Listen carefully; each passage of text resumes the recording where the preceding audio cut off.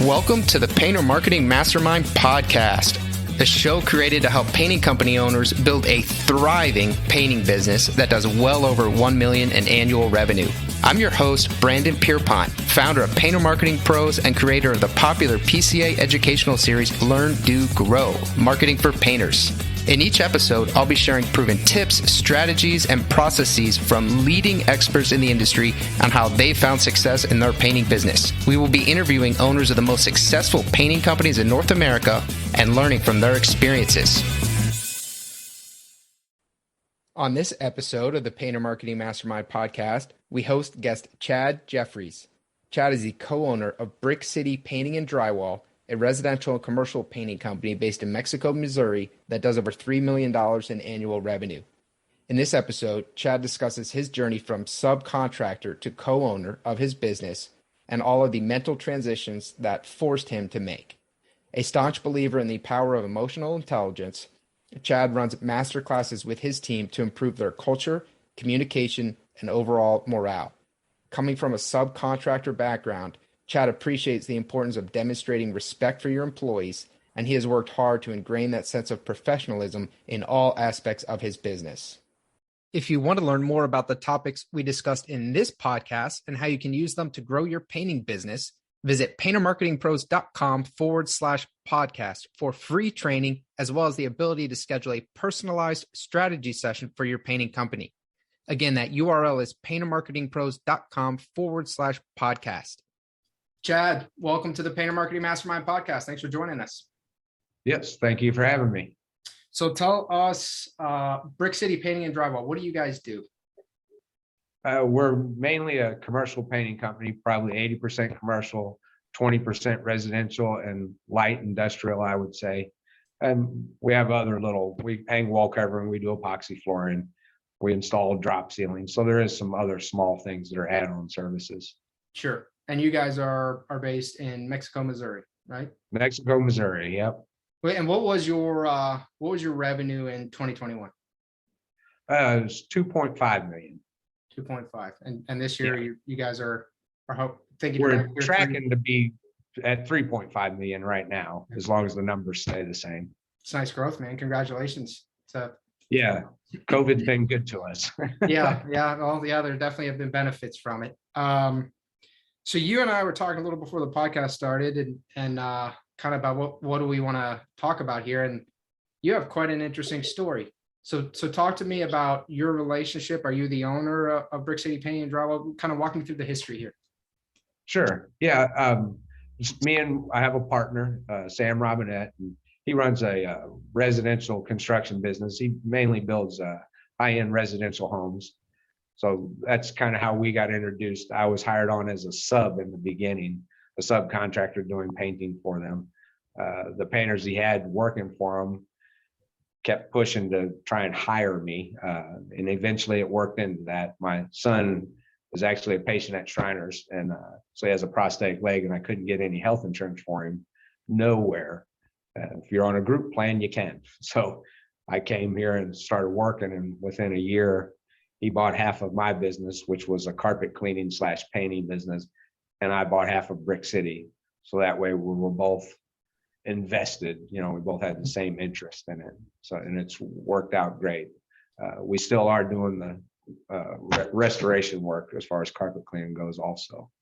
So when was this? What year did you guys do that? That would have been 10 years ago. 10 when years the final transition. Yeah, in 2012. I got an 11-year relationship, but the first year I was an employee subcontractor, and then after the first year is when I bought in. So Sam was running a construction company, and then he kind of spun this off, or how did that work?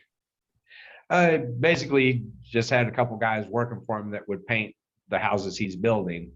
And it became a problem at a certain point. Those guys didn't have anything to do in between jobs. So we had painters helping pour concrete or whatever, and that's not very profitable. So it was decided that he would make another company, call it City Painting, but left it up to those painters to basically market it, get the business going. And, that's when I came in and as an employee then, but when my manager was let go, I took over.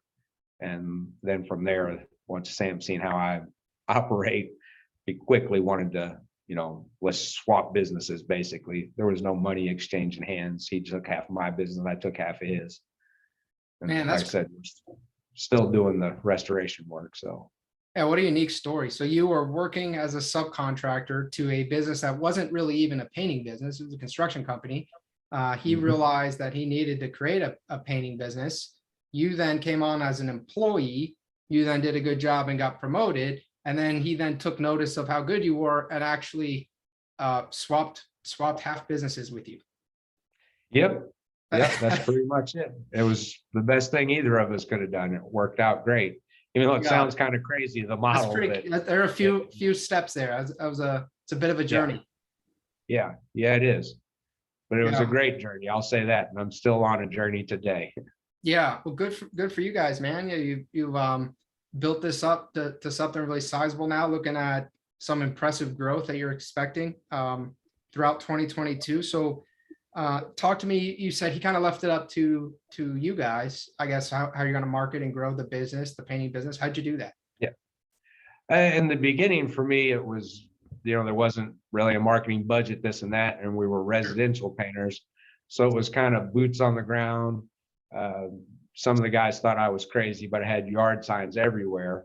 And we had a trailer. They thought that was crazy? Yard signs? Yeah, they thought I was just, because I would put them out everywhere. I mean, I would leave it there until the city called me and made me move it. Oh, you'd go put it in people's yards that you didn't have. No, jobs we were at. Okay, all right. There was 20 jobs there. Thought you were running around neighborhoods popping these signs in people's yards. Okay. And we own several properties throughout the town we live in. So we would take our job site trailer and set it outside of properties that were in high visibility areas. Sure. We're not working there. It was just for a moving billboard, basically. Yeah. So that was how we first started marketing, and as they would say, boots on the ground. And I still kind of do it that way, as I'm a big relationship person. Gotcha. So most of the contractors I deal with, we have a ongoing relationship. Yep. Yeah, that grassroots marketing, especially when you start out, kind of using low cost tactics, but using your head, like putting a trailer in a high visibility area where you can leave it. That genius. We've got a ton of calls from that. And then from our carpet cleaning stuff, we learned another technique where if you're at somebody's house painting, they call it 5 around. You go to each neighbor in the 3 houses across the street and leave flyers behind saying, hey, your neighbor just got painted, call us today. And that you would gain business that way. But it didn't take long. We went from 3 people to 20 people. It was a matter of about 3 years. Yeah. And residential. So it worked, but there was a lot of time put in it, but that's what it takes. When you don't have a big budget, you use a lot of your time. Yep. Yeah. You're going to either pay with time or money, but you're going to pay somehow to build that business. Or you're going to pay with neither, and then you're going to really pay with time, because it's just going to take you a lot longer to build a business. If you just referrals, just repeat, that kind of stuff. Yeah. We love referrals, but I'm big on pushing out and trying to find new ways. We've tried several marketing things that didn't work too. Yeah. So direct mailing, things like that. Yeah. Those can work, but they can be tricky. So you started really residential, but now you guys are 80% commercial. How did that transition happen? That was a long journey also. And it was several steps. There was no just going from painting Mrs. Jones. Right now we're in several several businesses where $250,000 paint job, 150. Before it was $1,000 to $5,000. So the path to that for us, we started out in just houses, of course. Then we went to like small mall jobs, McDonald's, things like that. They were small, so you could still contain it. And we slowly went up to what I would call mid-size ones. And now we're in large commercial, but we had to get banks involved so that we have money behind us. There's a lot of steps involved in that. If not, I think you could go too fast and be a bad thing.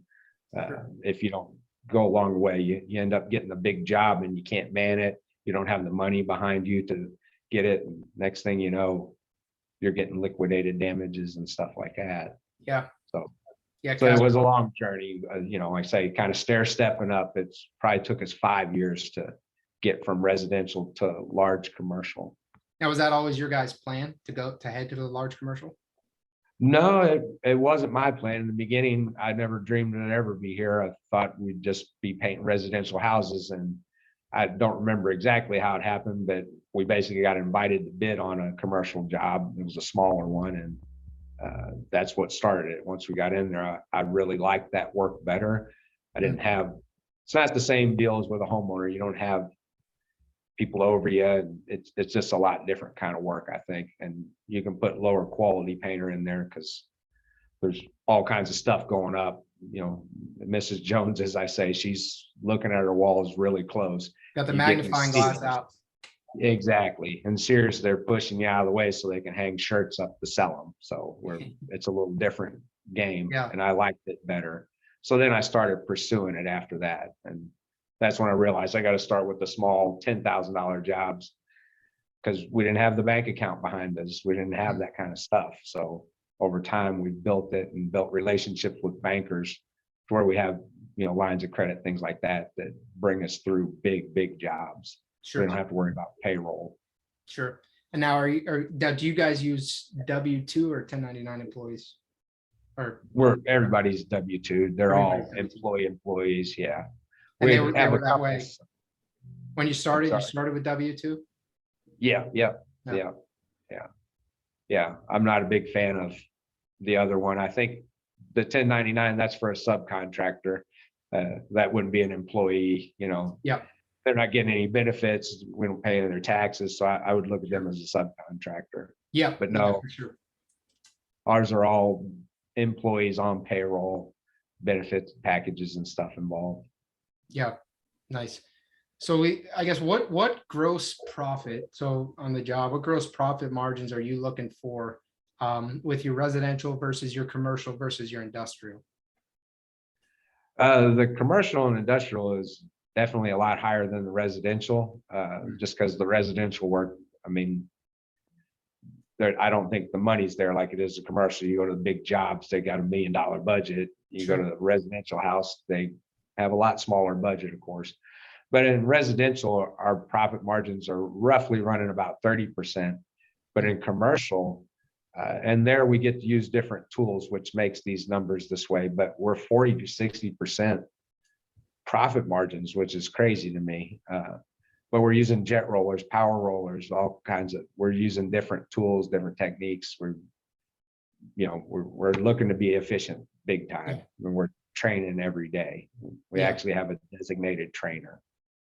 Okay, nice. So what are the biggest, let's start with what are the biggest struggles for your residential paint jobs, and what are the biggest struggles or difficulties for your commercial paint jobs? I would say for the residential, it's just a different feel. Like I said, when you go to those jobs, so I have to have different people there. I have certain residential and certain commercial.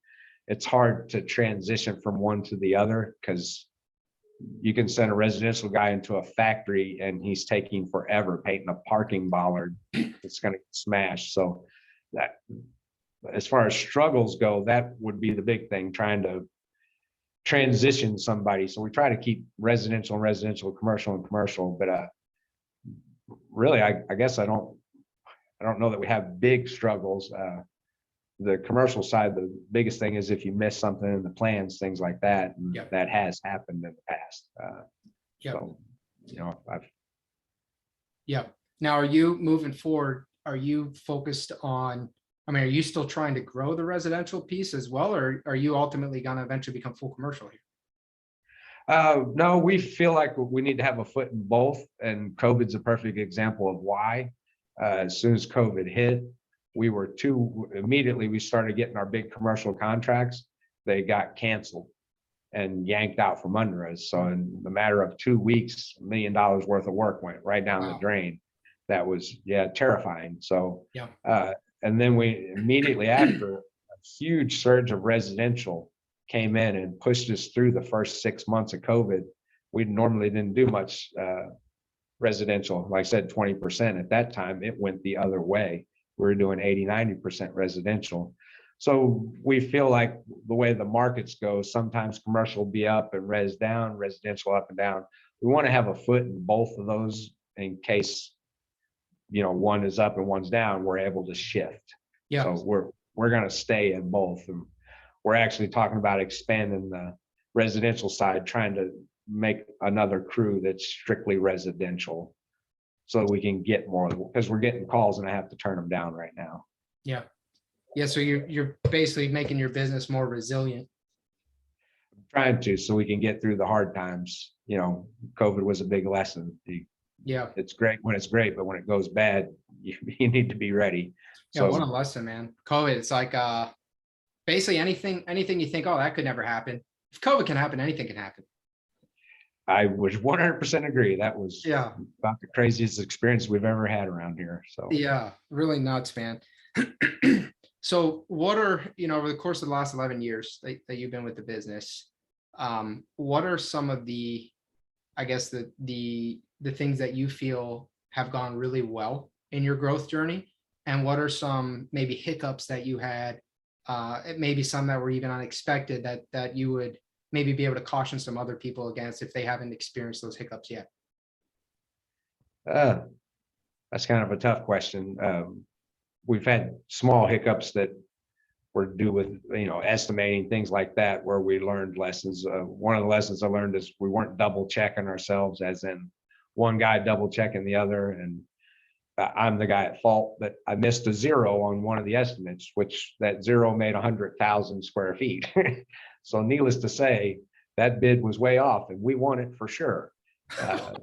When we realized we won it and realized what happened, I disqualified myself, but it cost me $7,000 to get out of the estimate for a bid bond or performance bond. So that was a lesson. That lesson was learned.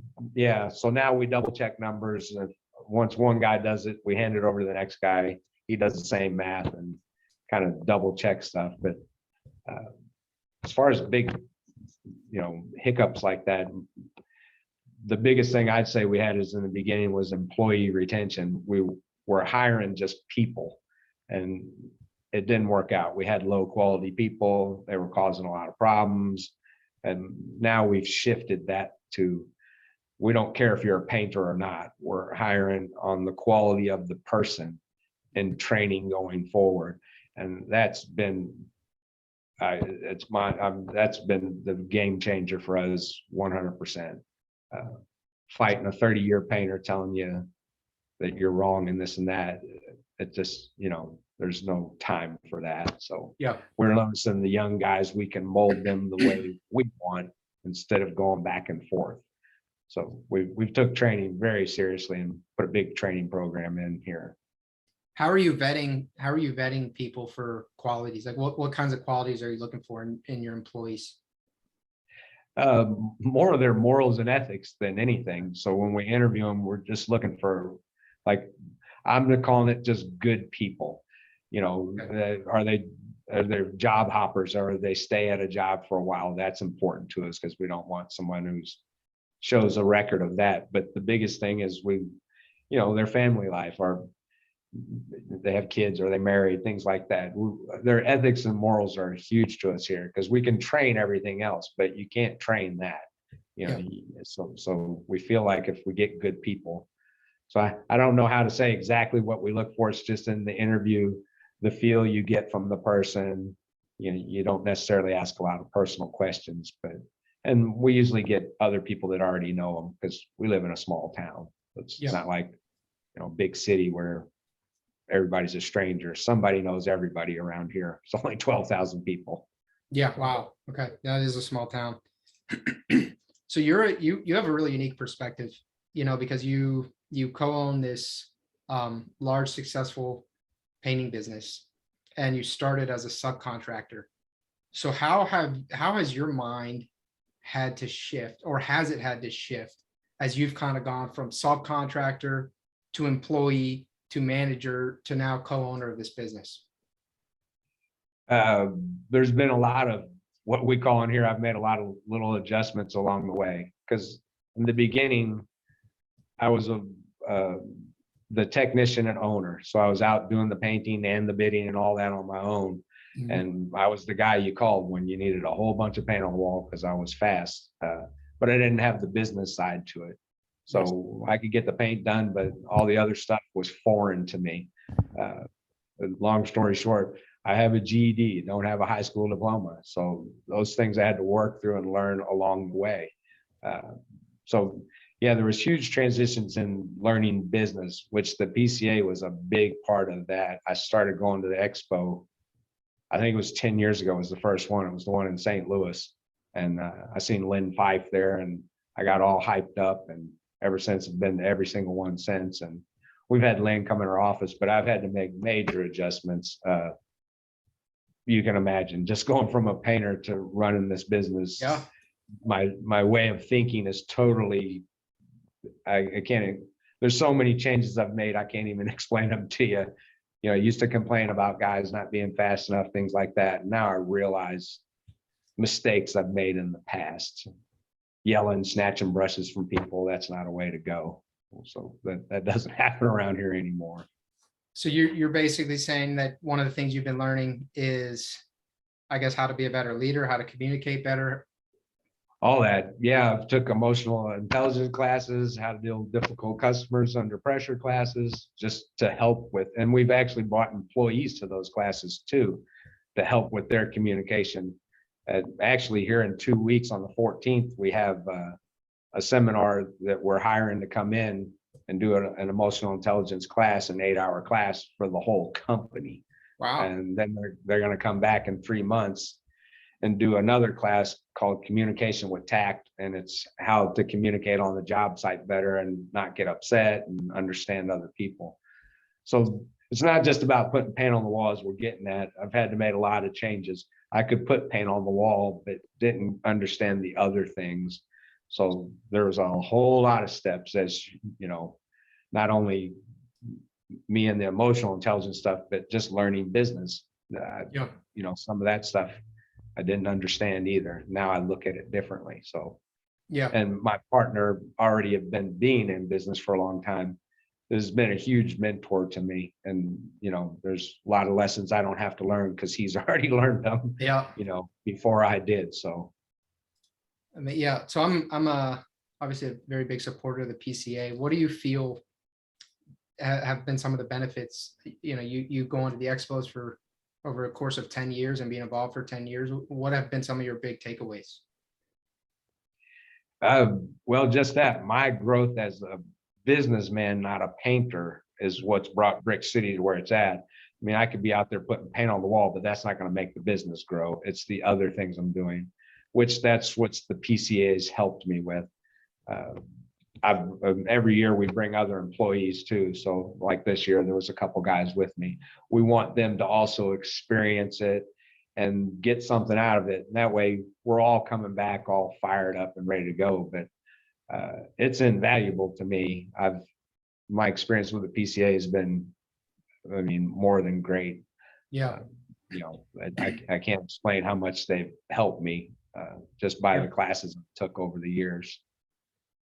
So you've had to shift from, and this is obviously a big topic, right? Of thinking like a painter versus thinking like a business owner, or are those really different things, or do they have to be different things?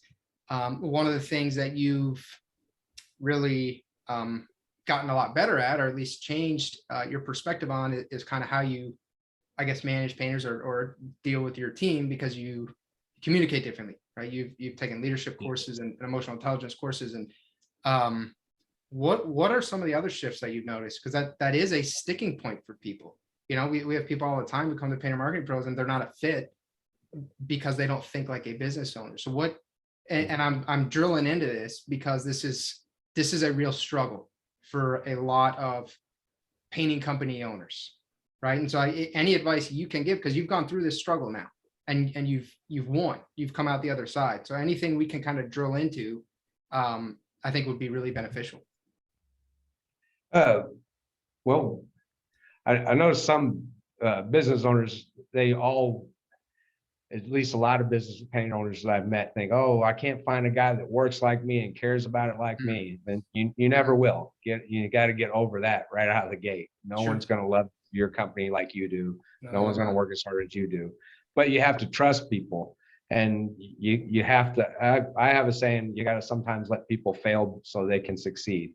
So let them, actually fail. Then you can go back to them and work through what went wrong and how to go forward. We don't talk down to anybody. And I think that's huge, the way you communicate to everybody, even your body language. Well, your body language is more than your words, but you don't want to upset all employees. You're not going to get anywhere there. And I notice a lot of other bosses. I've been out with Sherwin-Williams on excursions where there's 20 of us there and other owners, and it blows my mind. They come up and they're like, oh yeah, this guy's lazy, and they just cuss them out. And the way they talk to their employees, I'm like, think about it. And if you worked for you, would you work hard? Yeah. No, you're not motivating people here with that. No. So we have, we try to give bonuses for people that are going above and beyond. Our pay scale is definitely up there. All of our benefits are just like union. So there's vacation, this, that, the whole 9 yards, and we actually pay mileage for guys to drive to work and back. We give them windshield time one way. So those things are keeping employee retention, but also showing respect for them. And that's something in the past that as a painter, I never would have wrapped my head around. Hey, we need to pay these guys gas and this and that, get to work. Instead, you might be like, oh, forget that. They don't deserve. Well, they're going to quit and you're not going to have anybody. So you got to get past those feelings. And I think that's where the emotional intelligence helped me out, realize sometimes when your emotions are bubbling up, push them back down, because they're not going to do nothing but hurt you, buddy. And that's true. When you're emotionally wound up, you make bad decisions, I feel like. Yeah. So now that you guys have grown considerably and are on track to probably do 3.5 million this year, how are you getting the majority of your business, both in terms of residential and commercial? The commercial, residential, it's from referrals and just the local people see us around. We don't really advertise for residential at all. It kind of just comes to us. Sure. The commercial, we're in all kinds of the, I want to call them, the websites like Blue Book, okay. You know what I mean? There's Grade Beam. We're getting invitations that way. The biggest and the best way that I like is our local big contractors. I'm a big relationship guy, so I'll show up at their office, try and talk to them, this and that, and gain a relationship. Once they end up hiring me, they generally stay with us because we're handling stuff on a professional level, different than other painters. I don't know, it blows my mind sometimes. It seems like all these guys could be successful. They just need to change their practices. The weird conversations, the messed up billing, the unprofessionalism. You can just hold yourself together and do what you say you're going to do. Well, really, there's a lot of guys that can't, though. You just hold yourself together. Yeah, we see them get emotional and wound up, and they're yelling at the guy that's paying them. I'm like, I can't understand that. Yeah.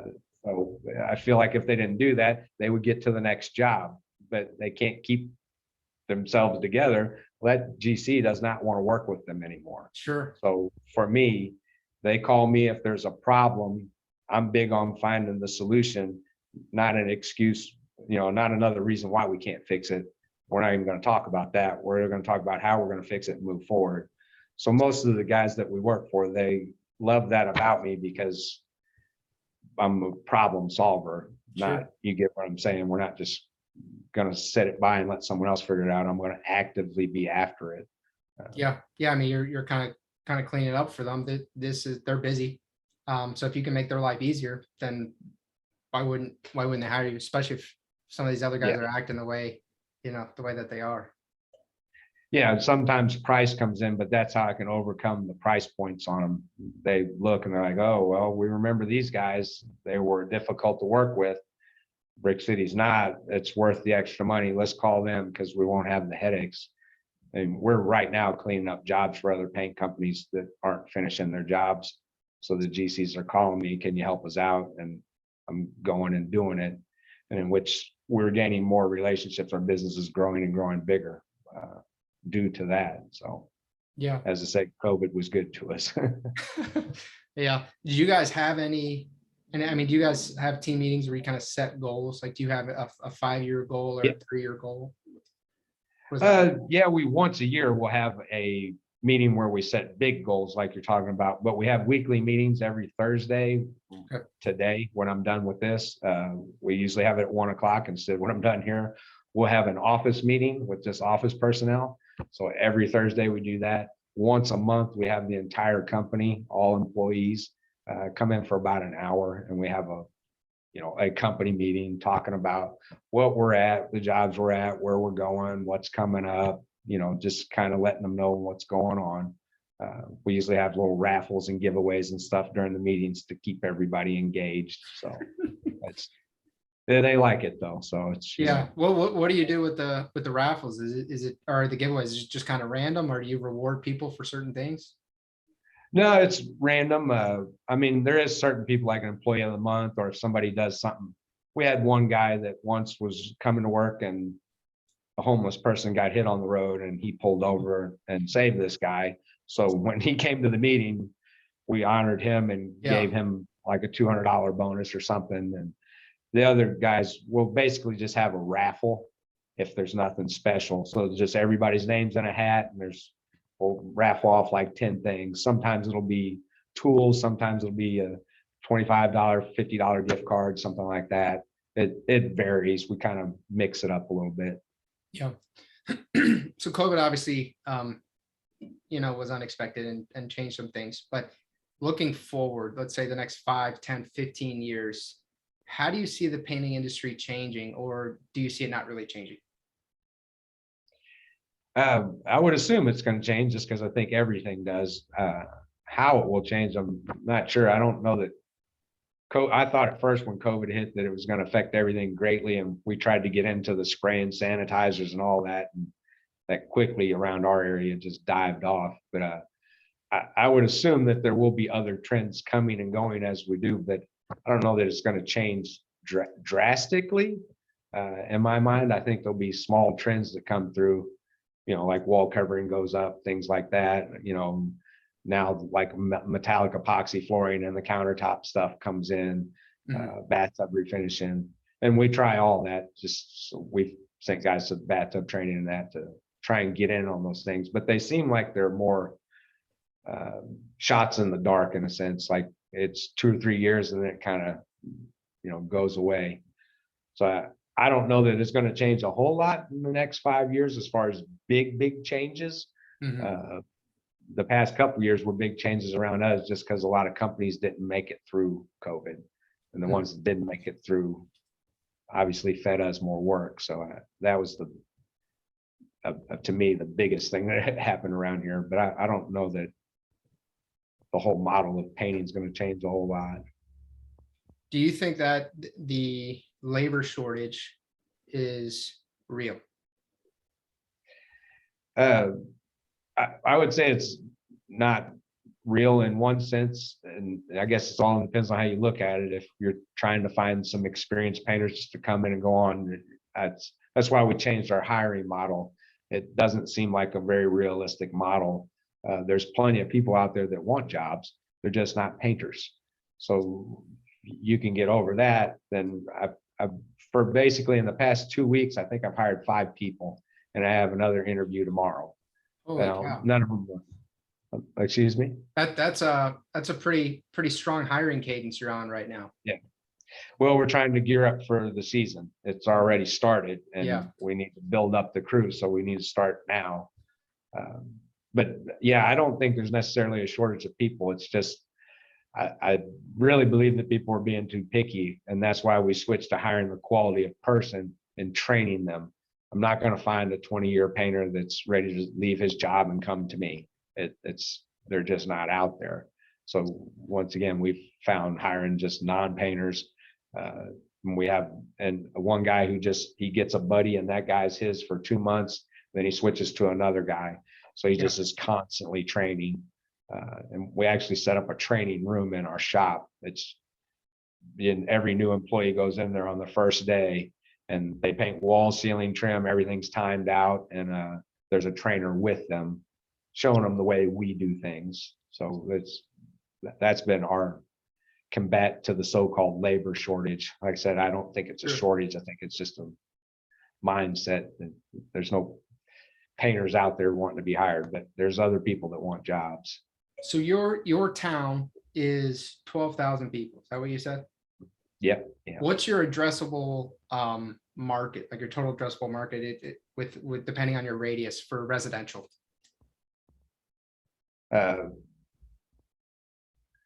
As in population wise, you mean in our population? Yep. I mean, once you get to Columbia, Missouri, where we go over there's like 120,000, but I would guess within our whole area, there's probably only 500,000, 750,000 people, if that, in our 100-mile radius from us. And you guys are doing, so let's say 500,000, and you guys are doing, gonna be doing 3.5 probably. And how many painters do you have? I think with these new people that are hired, we're up to now the 21, if so, and there's 4 office personnel. But our biggest reason for getting all that work done so fast is switching tools. We went to jet rollers and power rollers and all kinds of other techniques that most guys just aren't doing. Yeah. Well, I think it's interesting because that's a lot of people. And, there's the debate of whether or not there are people to hire, and I think so many painting company owners use it as a crutch. Like, oh, I just can't hire them, just can't pay them enough, just can't keep them. But it seems like you in your evolution of leadership and kind of taking these courses in emotional intelligence and treating people with decency and respect and hiring for character, it seems like in a lot of ways you fixed it. In here, we feel like we're doing fine with it. We're not stressing on it anymore. It was a stress point, don't get me wrong. But yeah, I feel like in here, our employee retention's been great. And usually within, I'd say 30 days, that new employee is profitable. We're probably just breaking even on him, but with all the efficiencies that the other guys have, it's not a crutch. That's the part I think other owners have the problem with. The month or two of training where they're not making money off of the guy, they can't get over that. And if you don't get over that, you're never going to get new people. You're going to have to let jobs go. So it's a matter of how you look at losing money. You're paying somebody to train them. To me, that's not losing money. You're making them better. And every day after that, they're always going to be better for you. Training is a great investment, but not a lot of people look at it that way. They don't want to put the money in. They just want a guy to come in and start making the money. And it just doesn't work that way. Or at least in my mind, it doesn't. Yeah, no, accepting the fact that there will be an on-ramp period, an onboard period, and you're going to pay for that, and acknowledging the fact that they are not going to come on and care as much as you do. And they never will. They are not you. The only way that will any of us business owners will be able to solve this, I think, is if we can clone ourselves or something. But that just starts to get really weird and scary in my mind. So just shut that off. Yeah. I guess you can do like my partner did. Hey, you want to buy into half of it? That's why. Because once you become part of it, then you're what I mean. You don't want to shoot holes in your own boat. So sure, but can't bring all the employees on as owners though. Yeah, I mean that's where I guess I don't think too many painting companies have it, but some sort of ESOP, employee stock ownership plan or something. But those tend to be for fairly sizable companies. Typically do something like that. But the idea is ownership interest. Yeah, in the business. Yeah. Sorry. I was saying, if we treat them with respect and pay them well, then I think treating them with respect and appreciating them goes a long way as far as keeping them there. So yeah, you can't treat people like dirt and then just throw more money at them and expect them to want to stay and perform for you. No, money's not always the answer. Yeah. For better or for worse, I think for better. But what other advice? I mean, you've obviously learned a lot. I didn't meet you 11 years ago, but I'm meeting you now, and it seems like you have your leadership mentality pretty well dialed in here. What other advice do you have to painting company owners listening to this who would like to reach that 2, 3, $4 million mark, who want to get there and aren't? Uh, I would say don't rush it, first of all, but the biggest thing is that, to me, that person has to make changes within themselves. That's what I had to do to grow. I mean, you can't expect people to follow you if you're not even sure where you're going.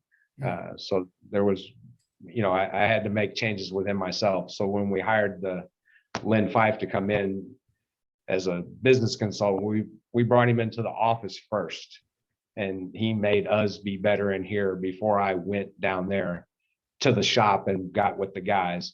In other words, I felt like I had to improve myself as a But person. you're not the problem. It's those guys, it's those lazy bums.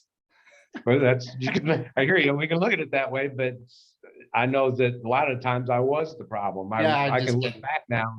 Yeah, I know I can look back now and see things that I've done in the past, though. That's like, why would you do that? That's Yeah, crazy. At the time, I didn't see it, though. It seemed just plain as day. And I can't give you an example, but I'm sure yeah, you know what I mean. Because now it's simple to see the mistakes I've made. But yeah, there's a lot of growth for us. I suggest not trying to go too fast, because you can get hung up, like I was saying, where the money flow isn't there. sure, That's a huge thing too. The cash flow isn't there. You need to get a relationship with a banker sooner than later. sure. And a lot of people have a problem with that. Some people have a problem with owning bank money. I've got over that a long time ago. That's just part of being in business. You're going to be in the bank's pocket, in my mind. Yeah, So yeah. Would you recommend people consider hiring a coach, someone who can expose their weak spots to them? I would, and I would say be prepared, though, because it's a humbling moment. We all think that we're the best and this and that, and then when someone else comes in who's a specialist, they quickly are like, "Oh yeah," and they're pointing out stuff, and you're like, "Oh my gosh, I didn't realize that this was this bad," and it's kind of overwhelming. When he left our office, we had over a year's worth of work to do Oh, before wow. we could even bring him back, just in the office, estimating, stuff like that, just systems that they were working, but they were semi broke, they weren't, you know what I mean? Now we fine tuned a lot of our stuff. Sure. So our offices, it's a lot easier. Let's put it that way. You getting into doing certified payroll and all that stuff, it can get complicated with these big jobs. Yeah.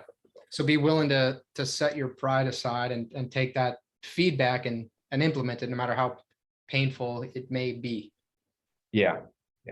If you can, and I don't know, if you can show the improvements you need, you can't expect other people to do it. I mean, if you're not willing to better yourself and take training and admit your faults, how can you expect your employees to? Yeah. It doesn't seem realistic. And what a great I way to talk get buy-in too from your employees, right? You showing you're doing it first. You're acknowledging you have things that need to improve and you're working hard to improve them. That's a great way to get buy-in, I would assume. Yeah, well, they all noticed it. The people that've been with me for a while, they even joke about it. They're like, "Yeah, you're not this." There's been a joke like to new guys that get hired here. They're like, "You guys are lucky. You get the new Chads. You don't know the old guy," because No I to was a prove. different person. Yeah, it was a massive improvement. 10 years ago, I was working in the field with people. So I was the guy snatching the brush out of your hand, and it Yeah. just doesn't make any sense. But at the time, it made sense to me. So there's been some huge growth in that. Yeah. Well, Chad, congratulations, man, on not only your business success, but your personal growth. It's a beautiful story, and I appreciate you sharing it with us. Sure. Yeah. No, once again, thank you for having me. I appreciate it. Yeah. Do you have anything else you want to say before we wrap this up? Uh, not in particular. I would say for the people trying to go forward and grow their business, that yes, the PCA is definitely a place that can help you become a better businessman. We're all already great painters, but the business side is the tricky side. And if not, hire a consultant. There's a bunch of them out there. You don't just got to go to the PCA. There's other places, but they have a lot of resources right there ready for you, meant for painters. So I would recommend. Chad, thank you. Thank you so much for your time, man. This was great. And congratulations again. Yeah, thank you. Like I say, I appreciate you having me on. Absolutely. If you want to learn more about the topics we discussed in this podcast and how you can use them to grow your painting business, visit paintermarketingpros.com/podcast for free training, as well as the ability to schedule a personalized strategy session for your painting company. Again, that URL is paintermarketingpros.com/podcast. Hey there, painting company owners. If you enjoyed today's episode, make sure you go ahead and hit that subscribe button. Give us your feedback. Let us know how we did. And also, if you're interested in taking your painting business to the next level, make sure you visit the Painter Marketing Pros website at paintermarketingpros.com to learn more about our services. You can also reach out to me directly by emailing me at brandon@paintermarketingpros.com, and I can give you personalized advice on growing your painting business. Until next time, keep growing.